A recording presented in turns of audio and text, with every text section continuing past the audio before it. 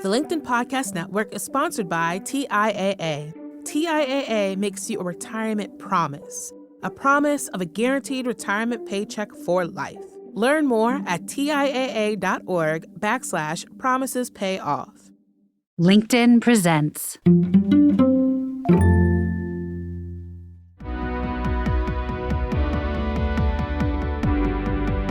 I'm Morra Aarons-Mele, and this is The Anxious Achiever, the show that looks at the intersection of mental health and work, and how we can all do both better.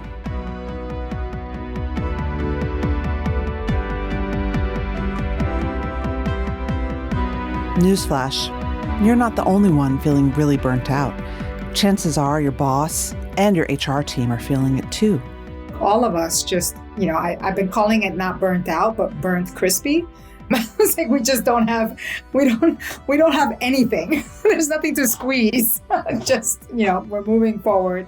That's the voice of Daisy Auger-Dominquez, my guest today. She's Chief People Officer at Vice Media Group, an author and a longtime HR leader. Daisy points out it's hard for everyone right now. She recently returned from vacation to 2 resignations on her team, both because of burnout.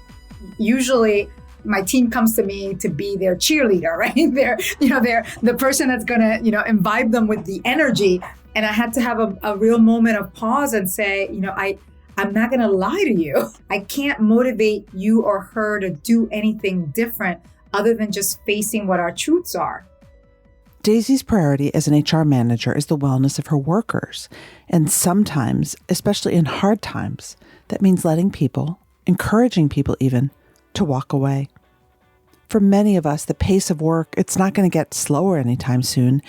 And Daisy worries about how market forces might upend us once again. After following this big moment of renegotiation, the last 2 years of employees finding their voices and making their demands be heard, now we're in the space where leaders are going, wait a second, the market's softer. I don't need to retain you as much because there's a healthier talent market out there. So I'm going to not take care of you the way that I've been saying I'm going to take care of you. I spoke with Daisy about where workers and leaders are right now and how mental health is or isn't top of mind.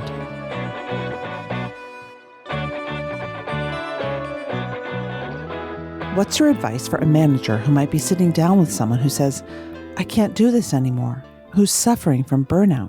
I don't know any manager who hasn't had someone say that to them in the last 2 years. I'll start with that. And or who hasn't felt it themselves, which is even more powerful, right? Because you're the one that has to, get up every day and model for folks what it looks like. And if you don't have it, then it's painful.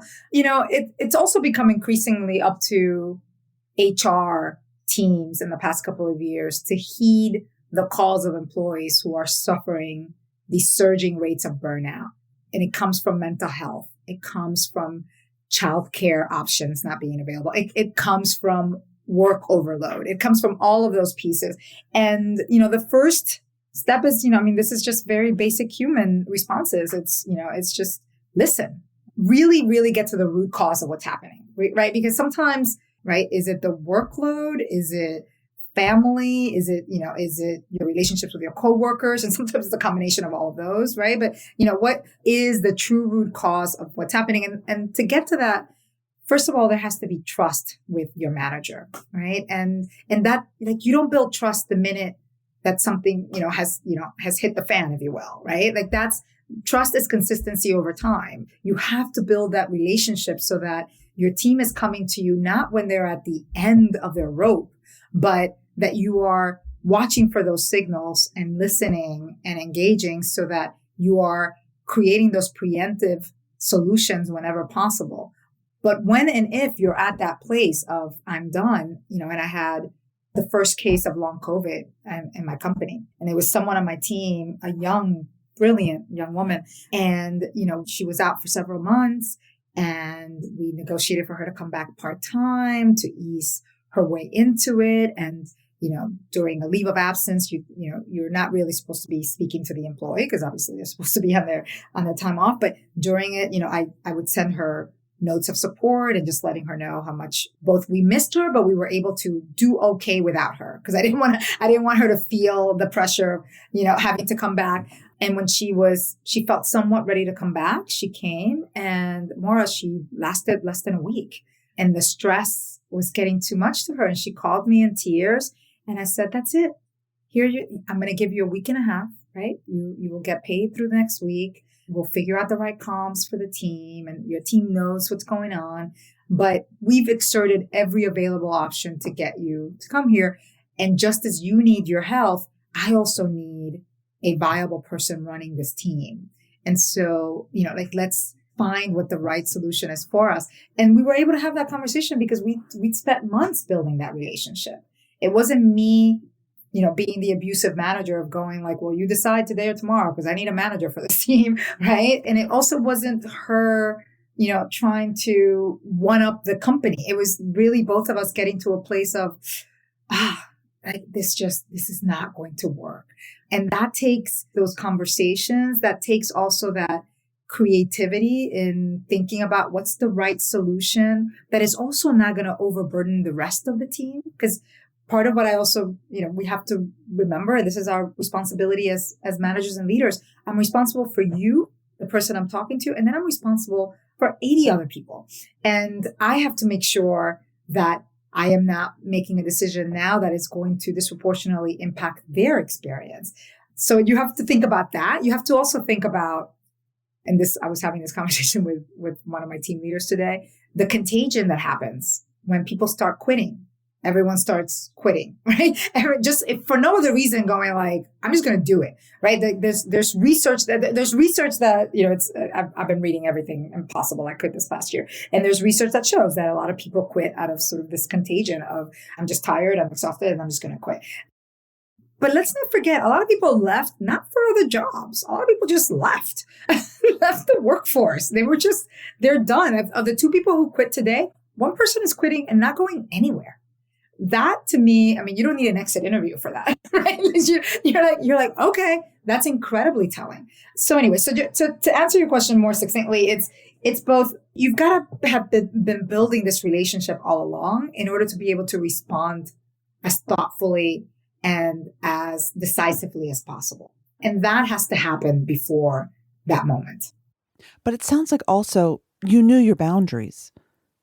You were able to say, I'm here for you, but I also need to take care of the team. And this is what I have to protect. And that, that's been really hard for managers in this past 2 years, because there's this guilt of that I'm going to come off as being cruel, or I'm going to be canceled, right? There were for, that concern of, well, I'll be canceled. The minute I do this, then this is going to be a tweet, Daisy, and someone's going to do this. And, my ongoing advice was, at the end of the day, not taking action is irresponsible of you.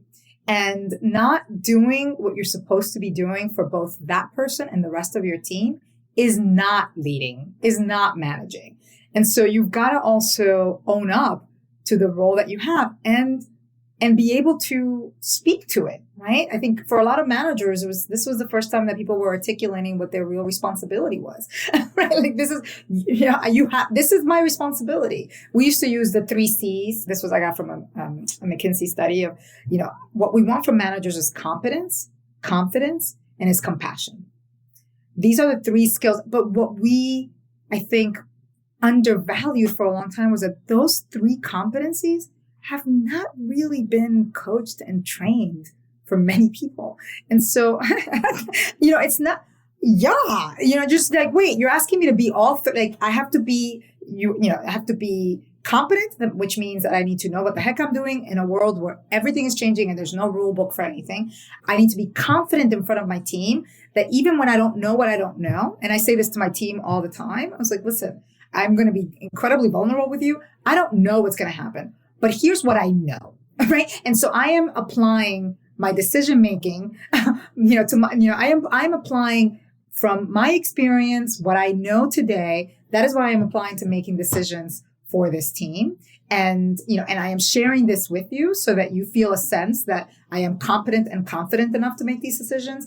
And I am applying compassion in terms of, meeting you where you're at as much as I can, but also knowing that I I can't give you everything that you want. I can give you some of what you want, but you're not always going to get everything that you want. And we're going to have to be okay with that. Let's flip the question from the director's chair in HR. If I'm an employee who's thinking, I really need a break, but I'm scared to ask, or I don't want to be dinged, I don't want to let go, but I really need a break. How do you set yourself up for success in that conversation with your manager or with HR? It helps to be a good performer. quite frankly, I mean, I can't lie about that.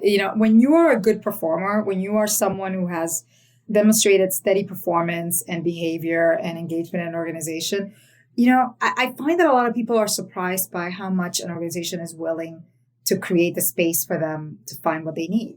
And I'll say this one individual who wanted to quit because of burnout. After I heard everything, that they were going through, I asked her manager, I was like, have you considered, if she needs a 3 to 4 week break? I think you and I can pick up what needs to happen in those 3 to 4 weeks. Yes. And let's offer her that. And a lot of people don't ask for what they need, right? Because we're afraid of doing that. And we're afraid that doing that at a time when there's such scarcity in resources and in time and attention that we can't do that. But one of the first things I always tell people is ask for what you need, right? Before you come and get to that place of complete exhaustion and depletion, right? Because that's what burnout is depletion. Ask for what you need along the way. Do you need, that extra Wednesday off? I have a very strong performer on my team that couldn't find childcare for her kids in the city. And she has a home in the Poconos and she got very, affordable childcare for her kids. And she's like, I'm going to spend this month of August in the Poconos, Daisy. Is that okay? And I was like, you need that. You need that for your well-being and for your kids. That's okay. Because I know she's going to come back in September and she's going to do her job in the office.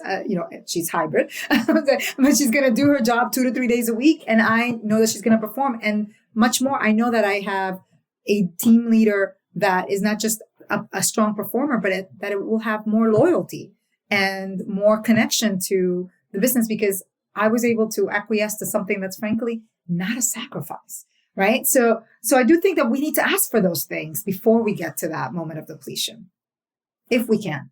If we can. I mean, I was going to say that takes some level of sort of her being self-aware and her sitting down with herself and thinking, okay, this is almost teetering on unmanageable. Like, what can I ask for? Yeah. I mean, this is, again, I'm a big fan, and that's, I just, wrote my book, Inclusion Revolution, precisely for managers, because I do fundamentally believe that it's a manager's role to create that sense of psychological safety in a team. Mm-hmm. It is nobody else's responsibility but yours. I have very little sympathy for managers that complain about employees not sharing or not engaging when they didn't create the conditions for them to be able to engage and share what they needed. What if I'm listening to this and I'm a manager and I'm like, oh, this sounds really good, but I don't know if I know how to do this to your competence. Where do I start? You start by sharing. You start by sharing your own concerns, right? One example, and I never knew this term actually before I came to Vice, but I'm sure you're familiar with the term Sunday scaries, right? The night before Sunday and everyone just feeling overwhelmed to start work, especially after a long holiday break. And I remember someone mentioning that to me and I said, I don't get Sunday scaries because my Sundays is when I spend my time reflecting on the week and I write a note to my team every Sunday. And I've been doing that since I joined Vice, and it was my way of connecting with the team. And in those Sunday notes, I share real vulnerable and humble moments of what scares me, right? Of, parenting a teenage kid, right? Managing the pandemic. But when I share those moments, people have an opportunity to share similar feelings. And you address elephants in the room that are not just your own, but that are the experience of others. And when you share those experiences, you give everyone on your team a bit more room to breathe and be a little bit more human, right? And so leading with authenticity makes such a difference. And for a lot of people, it makes them feel very vulnerable. I always tell them, my favorite quote to share with new managers is that my vulnerability does not make me weaker. It makes me a better leader and manager. Mm-hmm. Because when I share that, guess what? I create space for other people to actually share their own humanity and vulnerability. And so that's how you do it. And it's, you don't have to write a Sunday note, right? Like, it can simply be starting your team meetings. I have an HR leadership team meeting every other week, and I start all of them with a different question. I call them my little reflection prompts. And they're random questions like, when you were 10 years old, what did you want to be when you grew up? Right? To, the last one that we did a couple of months ago was about, what's your favorite summer memory? And what are you looking forward to most this summer? There are little moments like that, but those moments create moments of connection and shared experience that allow us as a team, not only for me to get to know the rest of my team better, but for all of them to get to know each other and to be able to know that they can rely on each other and ask each other because they're human like the other ones, right? Like they're experiencing the scaries in different ways. And so that my advice is always that it's like you have a moment every single day to build connection with your team. Build it. What does HR want managers to know about handling mental health challenges with their employees? This is heavy stuff. Yeah. For many people, it's new. But what does HR want managers to know? We want them to know that they don't have to have all the answers, that they're experts in the organization. Hopefully you work for an organization when you have a benefits leader, or, if you're particularly lucky, you have someone that specializes in mental wellness. The advice that I give managers all the time is you don't have to have every answer, but you have to show compassion for your team and you have to help them find the resources. And that's where we come in. Right? This is where I say, I was like, this is a relay race. I was like, you took the first leg, let us take the second leg of this. And that, by the way, is part of what has created a much deeper level of complexity for the HR function in the last couple of years. But I have experts on my team that deal, and if they don't have the expertise, they know where to find the right resources, right? We have an employee assistance program. We have access to coaches. We have that, and we can help you find the right solutions for your team. So the first thing is to recognize that mental well-being is important. It's just not a fad. It's not something that's a light thing that people are just claiming. And, we're a youth media company, so we have predominantly Gen Zers and millennials, and this is language that they're very comfortable with. But I also have managers who are Gen Xers who are like, wait, like, is this a thing, Daisy? I was like, yeah, it's a thing. It's like, we were raised that way. I was like, it's a thing. It's real. It's called caring. and it's called, let's figure out what the right resources and support are for you. And let's also be able to differentiate what is mental well-being and support that is needed and performance. And that's really hard for a lot of individuals.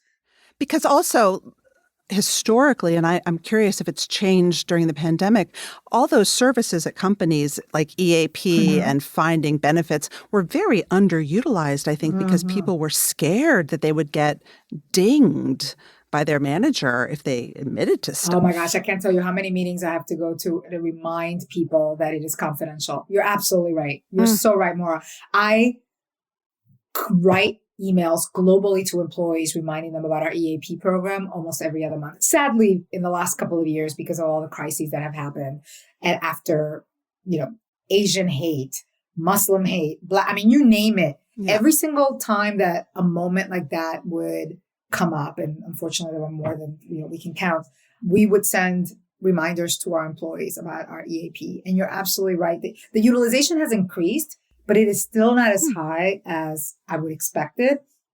A big piece of our business is our news teams.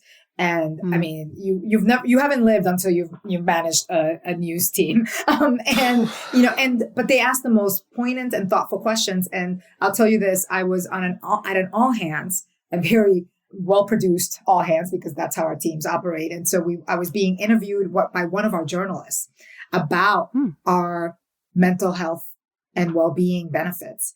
And one of the questions he asked me, Morra, was exactly that. He's like, how can I trust that you're going to not use that against me? Yes. And I looked him in the eye and I said, I was like, we're going to have that mutual trust, because I don't know how else to tell you that this benefit is created specifically. The reason why your manager doesn't know when you take a leave of absence, for what reasons you're taking it or what other benefits you're taking, is because we protect your confidentiality above all. And if you can't trust me saying that as I'm looking you straight in the eye, then I can't do anything else for you other than that. I was like, that's it. And then the second question he asked me, which cracked me up, was, well, how can I trust that what you're doing is not for the sake of the company versus the employees? And my response to him was, like you, I work for the company. So both you and I, actually, you're not that different from I. Both you and I work for this company, and our responsibility, yes, is for the organization. My role, my specific role, is to create conditions for employees to thrive in this organization. And part of that means creating conditions for them to be healthy and to feel safe and to have access to the benefits that they deserve and that as part of being an employee of the organization. That has to be a constant reminder. We have confidentiality channels for employees, also for complaints. That's another area where employees have not trusted their organizations. And by the way, Morra, for good reason, right? Companies have abused that benefit in the past. But I will tell you, and this is something that I feel really strongly and that I'm really proud of Vice and my HR colleagues in other companies, that is something that we take very seriously, and that we constantly remind our employees. All I can do is offer you the benefit. I can't make you take it. It is here for you. It is, so we over communicate. My benefits team now does these quarterly reminders, and we make them really cheeky, right? Like for the summer, we reminded people that we have summer Fridays and that they can take these days. And I always tell people, I was like, you're not Hercules because you don't take vacation. You don't get extra prop points for not taking your vacation points, right? Like you're not, that's what's really exciting. What's really, I've used this word. So I was like, what's really sexy? Someone who takes all their vacation days. I was like, that's sexy. Right. So we try to make it as cheeky and as memorable for people as possible. The LinkedIn Podcast Network is sponsored by TIAA. In the last 100 years, we've seen financial markets swing, new currencies come and go, decades of savings lost in days, all showing that a retirement plan without a guarantee, quite simply, isn't enough. So more than a retirement plan, TIAA makes you a retirement promise.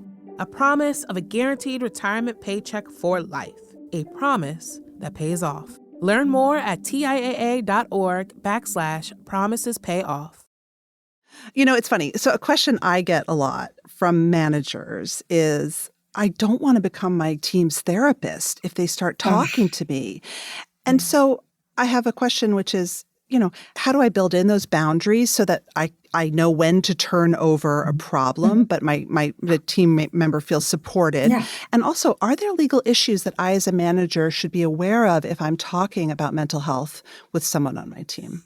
I'm not aware of any legal issues, unless obviously if someone is claiming that they will harm themselves or someone else, that's an immediate red flag. And, and we coach our managers and leaders and this is the point when you have to say, at this point, this is not something that I can help you with, but we have resources in the organization, and I am going to have to, call them now and take the right precautions. And we've done that.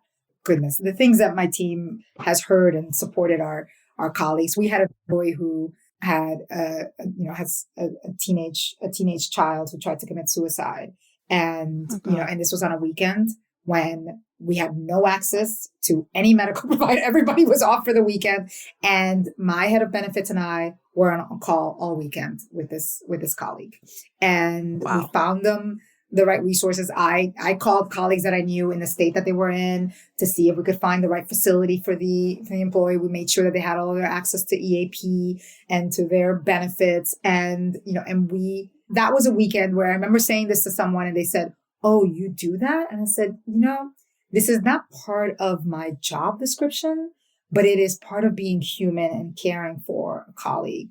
So yes, I'm going to do that. This doesn't happen every weekend, but I'm going to do that. And obviously I'm in a different situation than a typical manager, in that this is my responsibility to take care of someone. But for any manager, and I do this, and by the way, this happens, I'm also a manager, right? I have team members. And my rule of thumb is I will listen to you. My favorite question to ask, and this was a question that a coach of mine taught me a while ago, but I like to ask my team members sometimes when I see that they're a little wobbly is, do you need me to witness, help, or distract you right now? Oh, that's a great question. Because if we get clear on that, I'm also normalizing asking what people need rather than me making an assumption on what they need. Yeah. And it also creates clarity on what the expectation is from me as their manager in that moment. And sometimes they just want me to witness. And so it's not about me solving for anything. It's just about them, just like all of us just need to let go. And we all need that from time to time, right? When it's help, I'm like, okay, let me explain to you what I can help you with and what I'm going to need help outside of this. So are you okay with me now going to your EAP provider? Are you okay? Right? So it's those conversations. And if it's distracting, it's the same thing. I was like, hey, let's go for a walk, or let's go for a virtual walk, or whatever that is. And I find doing that with my team helps me get very clear on how I can best help them. And to your point about me setting my boundaries, listen, we have boundaries of time with meetings, but every once in a while I'll have someone where I'll have to say, hold on a second. I need to push my next meeting so that I can make enough time for you. Are you okay with that? I'm okay with that. Right. And sometimes I'll have to say, I can't push this next meeting, but can we talk in 2 hours and see where you're at there? And it takes that level of awareness, Morra, of being able to say, and I have managers all the time that will call me and go like, I don't know what to do. It's like, this just happened. I said, okay, calm down. Go back to your team member and say, I've spoken to HR and someone in HR is going to get back to you so they can help you because that's their job. But I'm also here if you need me. Right. And so they feel that they've been heard and they know that we're applying the right resource to help them. I think the dangerous part is when you overstep and you try to help without having the right resources. That's when you can get into dangerous water with someone. So I always tell every manager and my team, I was like, my favorite thing to say is, always bring a partner. I was like, always bring the right partner to help you. You do not need to do this alone. Right. Call in an expert. Yes.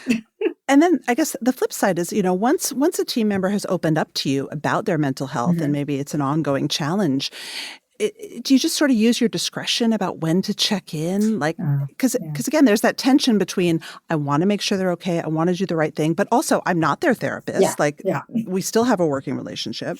Yeah. I mean, listen, if you're a solid manager, you're having at least a weekly check-in with your team, right? So there's that. And what you can do in terms of setting expectations is, let's say you learn about, a mental health crisis that they're going through during your one-on-one or at a time that they've scheduled and said, listen, our next scheduled meeting is 5 days from now or 6 days from now.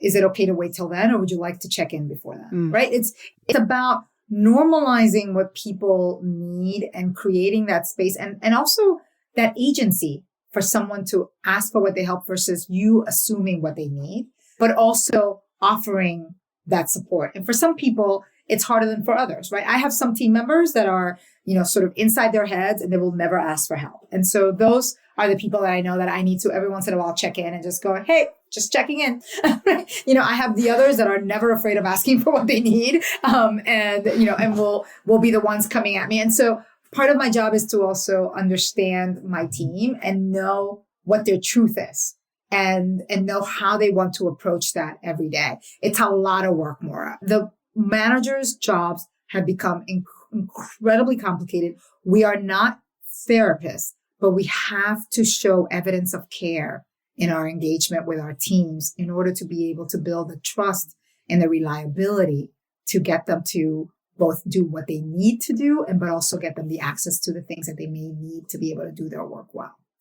I also think it's fair, and you can challenge me on this, for someone who's having not obviously disabling mental illness, but for someone who's having a lot of increased anxiety or is really burnt out, is feeling very upset about the uncertainty, to manage how they communicate that to the team and to their managers. Mm-hmm.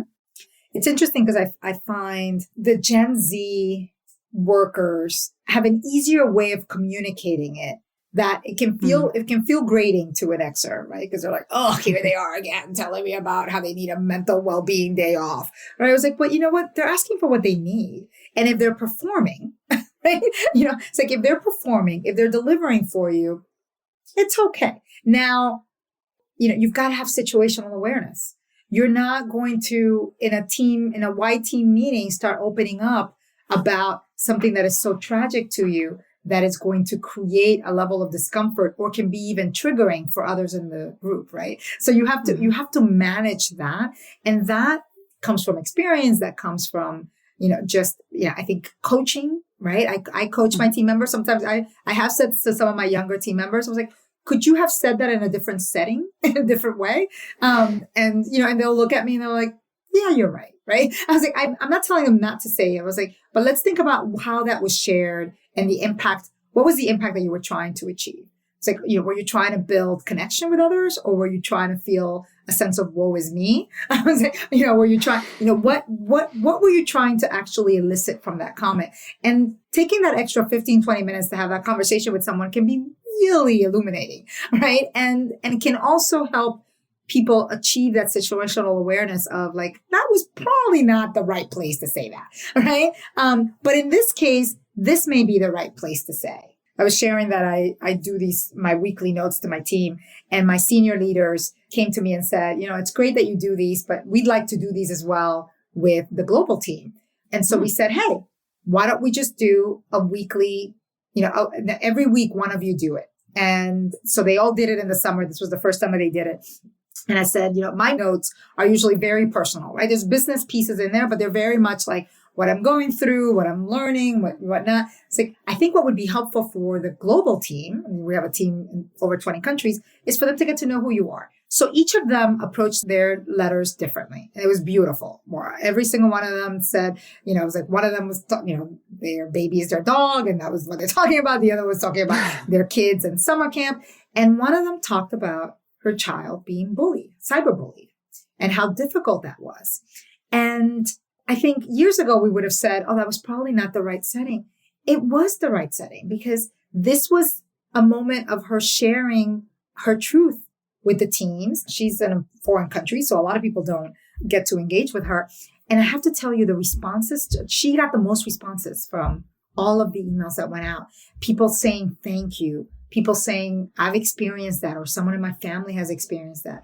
It was a moment of sharing her truth in an appropriate setting that created a moment of connection. And so there's different moments that we can choose and that are situationally correct and safe and, and connected to employees, where we can actually share what's going on in our lives and create space for others to share the same thing. And then there's others when you can say, maybe this is not the right moment. I'll pick a better moment. I want to just come back to uncertainty and get your answer on this, because I think that I would imagine that now is a time that leaders really need to be stepping up and showing both their confidence in managing uncertainty, but also vulnerability. What are you seeing that works? An approach to sort of setting the stage and acknowledging these are very uncertain times. How do managers approach that uncertainty conversation? I'll tell you, we've got good practice now in the last 2.5 years. Yeah, that's true. we were not good at this 2.5 years ago. No. We have very good, I will argue, 2.5 years ago, I was doing a lot of talking points for managers. I'm not doing as many of them now because they have, we've been through this. And it's the same thing that we've been saying for the last 2.5 years. You have to communicate clearly, directly, and often. Now it is far more essential than ever for teams to be clear on what is expected of them and why they work in organizations and for what. Mm-hmm. I do that often with my team. We just did a special enrollment for benefits for our teams following the Dobbs decision, because we had a lot of employees that were incredibly concerned about, the future of their reproductive health care would be if they are living in states that are in precarious positions there. And so we said, well, we're going to create a special enrollment plan for a week. And you can choose if you're not in our benefits, get on our benefits or get some of your dependents and whatnot. And we just did that. And my team, our head of benefits, just sent me today the stats. And we had a really sizable number of folks who opted into the benefits plan for the first time, or added dependents, or changed benefits. And I just wrote back to them and said, moments like this is what reminds us of why we do what we do. And we have to use these moments to remind our teams as well. So can you please send that in the next weekly note? Because there's someone else that's sending the next weekly note. Send that to the team and remind them, this is why we do what we do. So in those days where we're feeling overwhelmed and exhausted and depleted and like nobody cares about HR, everyone's blaming us for everything, all these things, like remember, it's like we're changing lives. We're helping support people. We're helping people in their most vulnerable moments to live the lives that they want to live and the careers that they deserve. And so that's what it looks like. It's that constant communication. It's that empowering your team members, right, to be accountable for the work and to do the work. And when you empower people to do their work, when you get out, basically I call it get out of their way. My job is to get out of the way of my teams. My job is to help reduce the obstacles for what they need to do, but it's not to get in their way. And when you're able to both, have that clarity of what expectations are and, and purpose, and let people do what they do without any obstacles, that's what we all hope for in our workplaces. This is the magic sauce. If we can do that, then we create spaces where people can just bring their real selves to the workplace, which is what we've been telling people for decades to do. And they can do what they need to do at the pace that they can do it and feel that sense. We all want to feel satisfied in our work. We all want to feel that, that we're valued, that we're seen, that we're respected. That's what we have to do. Yes, that's what we want.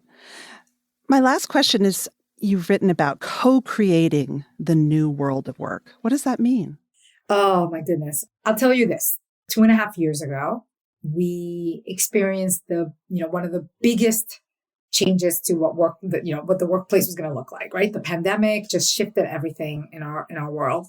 And over the last 2 years, we have seen the biggest renegotiation of work that we've ever experienced. And it's been driven mostly by employees. But we've been used to work being negotiated by employers. I believe that co-creation of the future of work is going to be both with the employee and the employer, right? The renegotiation of work hasn't been about how many days I want to be at work. It's been about power. It's been about balancing the power that has been for so long, so heavily skewed in one direction. And what I've seen in the last 2 years has been that it's like, it's all about the employee. And now we're starting to see a little bit of a rebalancing with the softening of the economy. And what I was mentioning to you earlier is that my worry is that employers are going to now say, we've got the power again, right? It's like, let's keep this imbalance going. I think that the right equation for future of work is a co-creation where employees and employers listen to each other, ask and demand what they each need from each other, and find the middle grounds, because there has to be a middle ground. I tell employees all the time, I'm never going to be able to get you everything that you want, because at the end of the day, this is a business that needs to achieve on margins, that needs to achieve on a P&L. And if I give you everything that you're asking me for right now, I'm sacrificing this. But what I can get you is XYZ, right? We can find a middle ground. And half of the time, if not more, what employees value is being heard and being acknowledged and knowing that something is getting a little better based on their perspective and point of view. And what employers want is really big margins, right? Healthy balance sheets, healthy P&Ls. And if we can find that middle ground for that, I believe that is a healthy future of work. I love it. Daisy, thank you. Thank you. Thank you so much for having me. And thank you so much for having these important conversations. That's it for today's show. Our show is produced and edited by Mary Dew. Our assistant producer and sound engineer is Nick Krinko. Many thanks to the LinkedIn Presents family, to all of our guests for sharing their stories, and to our advertisers who bring you the show. If you love The Anxious Achiever, tell your friends. Subscribe, leave a review, follow us. You can also tweet me at Morra AM or find me on LinkedIn, where you can follow me, message me, or subscribe to my newsletter for more from the Anxious Achiever world. Thanks for listening.